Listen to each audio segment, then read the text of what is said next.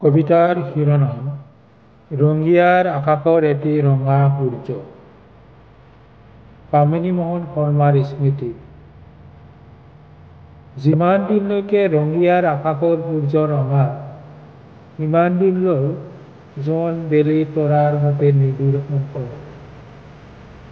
পথাৰত নাঙলৰ মুঠিত বিপ্লৱ আহে কৃষকৰ, পামিনী মোহনৰ দিহাটো ধাৰণ কৰে সমতাৰ বীজ।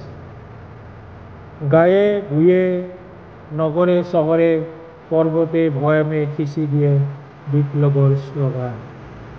শ্লোগানবোৰ স্বদেশ মুক্তিৰ গান হয়, ৰনোৱা বনোৱা জনতাক জগাই দিয়ে।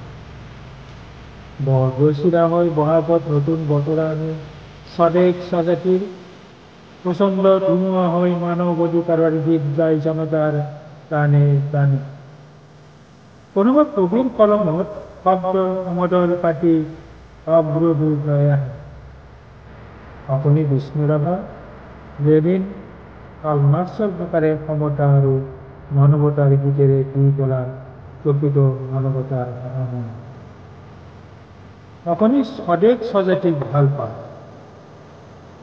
আপুনি স্বদেশ স্বজাতিক ভাল পায় বিনমতি ফাটি পোৱা জনতা।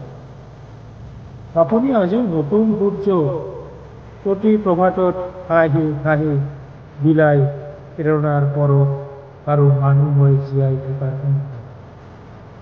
আপুনিয়ে দি গ'ল এক মহাবাৰ, সকলোৱে পৃথিৱীৰ অংশীদাৰ, সকলোৰে জীয়াই থকাৰ আছে বুলি। যিমান দিনলৈকে ৰঙিয়াৰ আকাশৰ সূৰ্য ৰঙা হৈ ৰ'ব, সিমান দিনলৈকে মানুহৰ প্ৰাণে প্ৰাণে শিল্পীৰ গানে গানে চিৰ প্ৰবাহমান হৈ ৰ'ব আপোনাৰ বিপ্লৱী কৰ্মধাৰা। যিমান দিনলৈকে মানুহৰ প্ৰাণে প্ৰাণে শিল্পীৰ গানে গানে চিৰ প্ৰবাহমান হৈ ৰ'ব আপোনাৰ বিপ্লৱী কৰ্মধাৰা।